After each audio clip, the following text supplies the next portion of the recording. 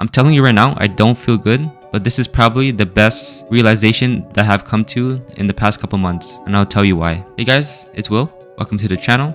I'm a part-time day trader trying to become a full-time, and if you guys are interested, join along with me. If it ain't broke, don't fix it. It's a simple ass term that someone should be able to follow. But why is it so hard to follow if it's so damn simple? Does it make sense? The reason many traders fail is because they try to fix something when it hasn't even been broken. I was profitable for 2 months in a row, but something changed. My emotions changed. My psychology changed. And that's what happens when you lose. When you lose trades, things go through your mind. You try to change things up. You try to backtest. You try to understand what is going on. So what did I do? I told myself, I see many setups, but I don't take it. But it's because before I figured out that this shouldn't be my setup and I want to simplify my setups. And that is why I did the things I did before. A couple months go by and now I'm trying to go back to what I've done in the past. But the past has made me lost. So that is why over time I keep changing my setup. I keep changing my setup. I keep changing my game plan is because I want to do better. As you guys can see right now, we're only on a Thursday right now. There's one more trading day tomorrow. First 2 days, Monday, Tuesday, there was no setup, so I didn't take it. And I took trades on Wednesday and Thursday. As you guys can see, I just been on a losing streak. I just been losing and losing. And it sucks. It really does. I do first want to talk about my strategy again, which is a break and retest. If you guys haven't watched my other video, I gave you guys more in depth on the past trade of my first 2 weeks. So on a daily basis, what I look for is a break and retest. I look for a break of a level, retest a level, and continuation. So what did it do? It broke the 510 level right here. It continued, it retested the level right here, which I was waiting for, and then it continued down here. That is what I normally look for. It is creating a structure. It's breaking down, retesting, breaking down, retesting. That's how a downtrend is. Downtrend it goes like this, but it doesn't go in a straight line. Now I'm looking at the 30-minute time frame. So it breaks this level of the 585. It retested it, and then it continues further. But it doesn't mean you can't play a strategy again. So you see that the next day, it doesn't touch it, but the next day after that, it retests it again. And then you can play a rejection off that. You can do the same thing with the QQQ right here. Now looking at the 2-minute time frame, I could have done that as well. It retests the 585, it retests the 510, and I can just play a rejection off that. It would have been a nice setup. You see how clean it is? It just touches the level and then it rejects quickly. For my A+ setups to happen, I want a proper break that has a big candle and then it retests the level and it continues. If I were to short it, I would like a break and then a false breakout and then it breaks back down, it retests it and then it continues. That's what I normally like to do. I don't like to just take it off of it when it starts rejecting like that. That's just what I've been liking and it's been working. Since the past couple of days, I've been seeing this type of action and I wanted to try it. It was initially part of my setup that I'm supposed to take, and I wanted to take more setups because of my emotions, my psychology. I was losing last week, I was losing the other week, I was down. So what I was thinking about, I was thinking I want to trade more. I want to make money. I want to make back my losses. And that's probably why I want to take more setups. I want to trade more. And this is why I'm losing. I'm taking my non-quality setups again. I'm losing because of my emotions. And now I'm just trading randomly, not following my proper rules that I set to do. I'm going to break down real quick on the Wednesday and Thursday trade. Let's get into the charts. So my Wednesday trade took valid losses around the 20 to 30% range, which is decent. This is my first trade right off the bat.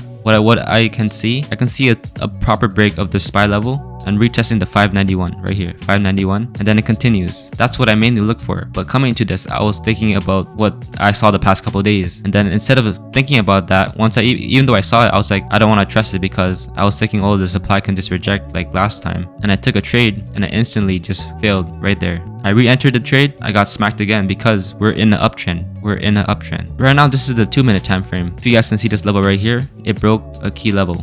Now it's supposed to retest it, right? Sometimes it doesn't retest it, so I just do the next level, which is the 591 right here. If I took it, I could have made money. I could have won that trade. The thing is, I did something else. I tried something else. I'm just getting in and out of trades. I'm just getting in and out randomly. Now in today's trade, which is Thursday, I'm doing it live right now. As you guys can see, it broke this level on the previous day. It broke this level today, and it can retest this level. And what I'm looking for is the retest of this level and then a continuation. But you guys can also see that there's a rejection level over here that can make me lose my trade if I take this level. Now looking at the 2-minute time frame, this is what happened today. QQQ is coming down slowly to retest the level. Normally I would never take this because we're at the supply rejection on the SPY. Even though it's retesting this level on the QQQ, I can't trust it because the SPY is weak. The SPY is rejecting this level and it could just keep going down lower to the next demand level. As you guys can see, it kept holding, it kept holding, it kept holding. Even though it was holding, you guys can see that there's no continuation, no continuation. And I got in multiple times. I got in here and I also got in here. I also tried shorting the level, which was here, but I lost because I was not following my proper break and retest. Even though you guys can see that this whole zone held, I can't just hold and hope that it will go up, because you guys can see multiple times it kept breaking it. I can't just hold, because what if it just goes down further and I'll lose so much more money? This whole area right here is just choppy like this. I want a proper break,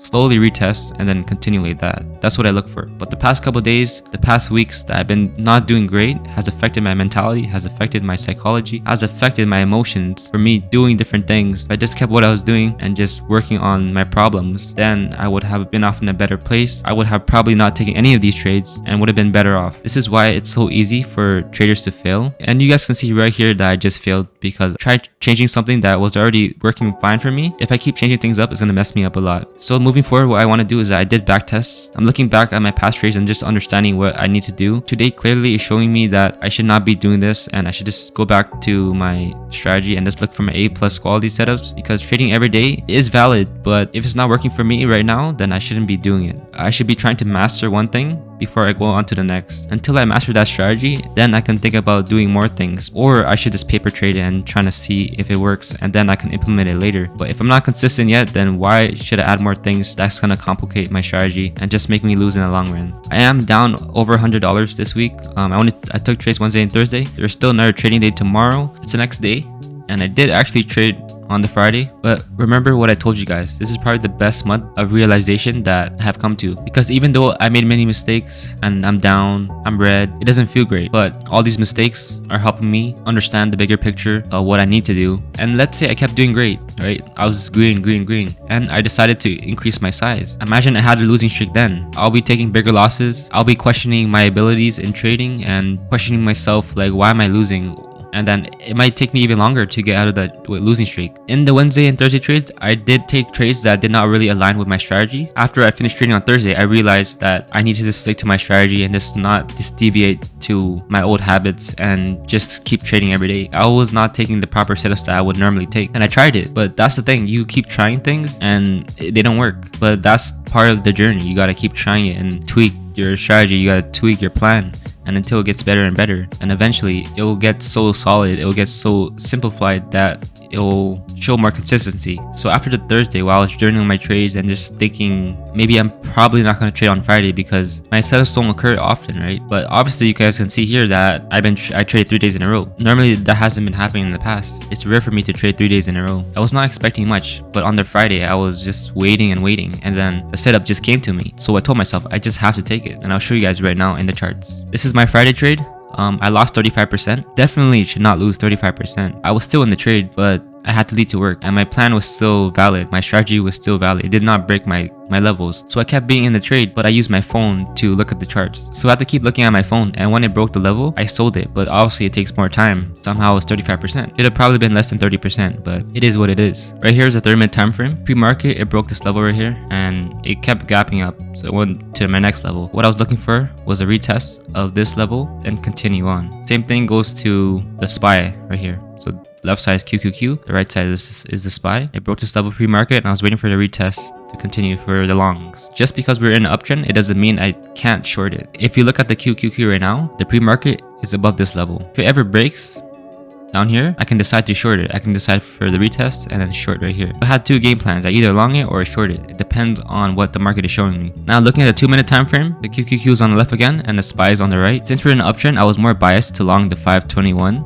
on the QQQ. As you see in the first couple minutes of the market just tanked. The reason why is probably because the SPY was reaching this supply zone right here. It doesn't mean you short it right away, because this QQQ can just hold up. If it did have proper wicks showing that it was gonna hold this level right here, then I would try to long it and probably target this 525 zone right here. Or I can probably just take it to the highs of this right here, or just a 2-to-1. But what happened is the market just broke down. It didn't even decide to hold the level. But the thing that got me interested in shorting it was just this candle right here. It retests it and it rejects like immediately. You can see how big the wick is right here. It touches it exactly and it just rejects. But what really got me into the trade was that it broke the level of the 521, but it broke back down. That is what is called a false breakout. That's usually what my A+ setup is. If it shows a false breakout and it rejects back down, then I take the setup. It broke down, it retested the level right here, and it was still failing, so that I decided to get in. Seems like the play is gonna work out, right? But it doesn't. It does not reach the 516 level. It does not reach the 595 level. It still grinds up higher.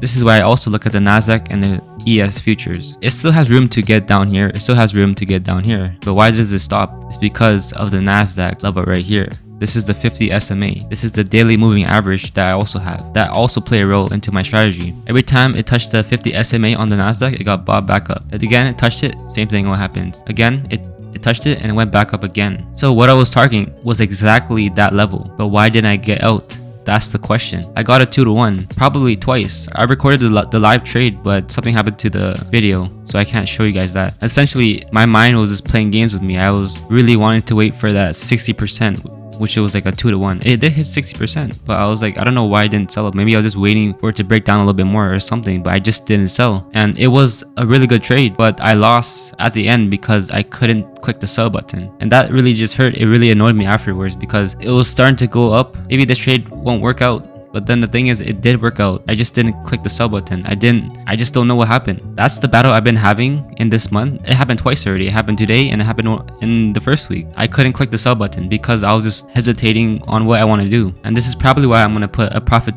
target that I'm just going to sell right away once it hits that target. It was also going to be a nice trade and just to be green, just to have a nice win under my belt in this week. It would have been nice. It would increase it would have changed my mindset. It would have made me feel better, which would be better for me in the next week. Even if it was not a 2-to-1, if it was just 1-to-1, it would still been better for my psychology. Even though I lost the trade, it sucks really bad. I was so annoyed. I said so many curse words that day. My whole mood was down. I had a long day of work and I didn't want to go to work. But I had to show up and still do my job to get money. I still had to do my job to get the bills paid in order for me to pay for my tuition for the markets and my day trading, so I can be a full-time day trader in the future. Like I said, it really sucks for me losing this trade, but I can already tell my psychology, my mindset, looking for my setups has been way better overnight. Now I'm only looking for my A+ strategies. I'm not saying it's gonna happen, but I'm doing better than I did last week, and that's all that matters. We can see right here, it's showing multiple times that it's trying to retest the level and it's still failing. It's been like 20 minutes so far and I still haven't gotten the trade. One is A+